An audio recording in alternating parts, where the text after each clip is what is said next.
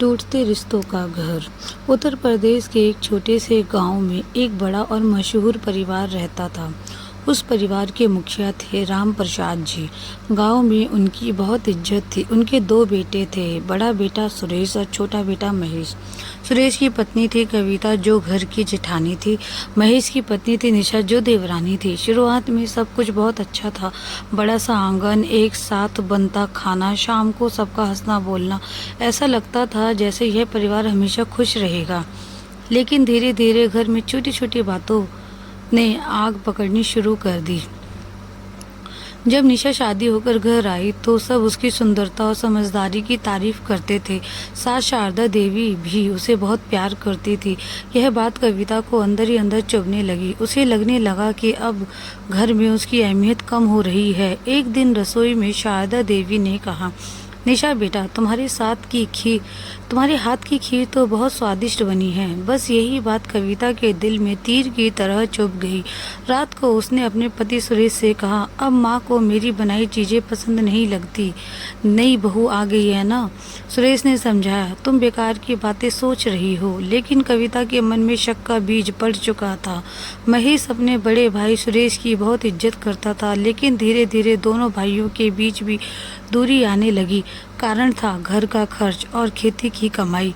सुरेश दिन रात खेतों में मेहनत करता था। उसे लगता था कि महेश उतनी जिम्मेदारी नहीं निभाता। वहीं महेश को लगता था कि बड़ा भाई हर फैसले में उसे छोटा दिखाता है। एक दिन खेत में दोनों भाइयों के बीच बहस हो गई।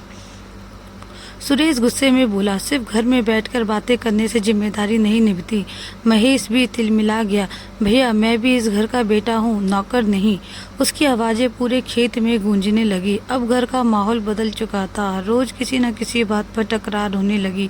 कभी नमक ज़्यादा होने पर लड़ाई, कभी बच्चों के शोर पर झगड़ा, कभी खर्चों को लेकर बहस, कभी अक्सर सास से शिकायत करती। कविता अक्सर सास से शिकायत करती, माँ जी निशा मुझे इज्जत नहीं देती। और निशा रोते हुए कहती, मैंने ऐसा क्या कर दिया जो सब मुझसे नाराज रहते हैं। शारदा देवी दोनों को समझाते समझाते थक चुकी थी।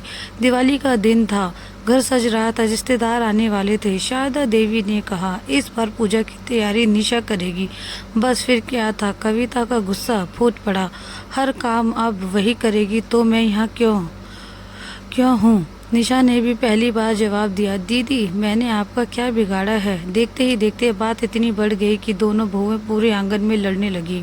सुरेश ने महेश को दोष दिया, महेश ने सुरेश पर आरोप लगाए। अब भाई भाई आमने सामने खड़े थे। बच्चे डरकर रोने लगे।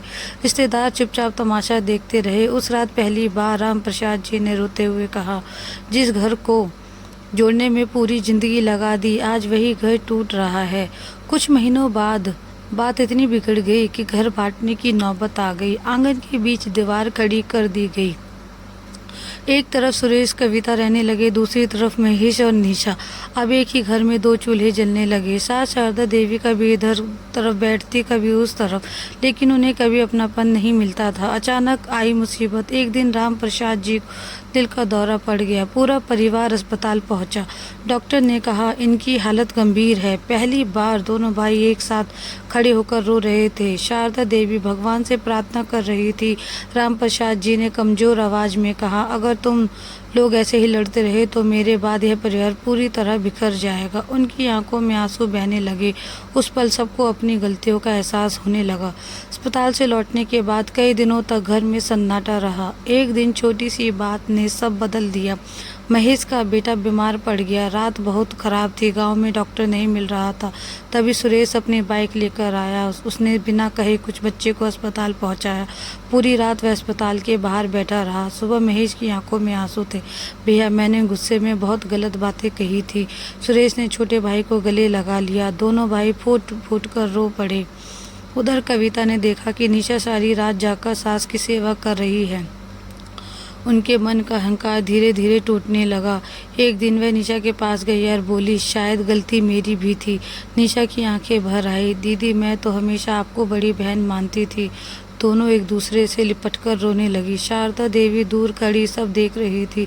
कई महीनों बाद उनके चेहरे पर सुकून था। फिर एक हुआ परिवार कुछ समय बाद आंगन की दीवार गिरा दी गई। फिर से एक ही रसोई बनी। त्योहार आए तो पूरा घर फिर से हंसने लगा। राम प्रसाद जी ने मुस्कुराते हुए कहा, घर ईंटों से नहीं रिश्तों से बनता है। उस दिन पूरे परिवार ने एक बात समझ ली थी, अहंकार घर तोड़ता है लेकिन प्यार हर टूटे रिश्तों को जोड़ सकता है। अगर आपको मेरी वीडियो पसंद आए लाइक शेयर सब्सक्राइब कर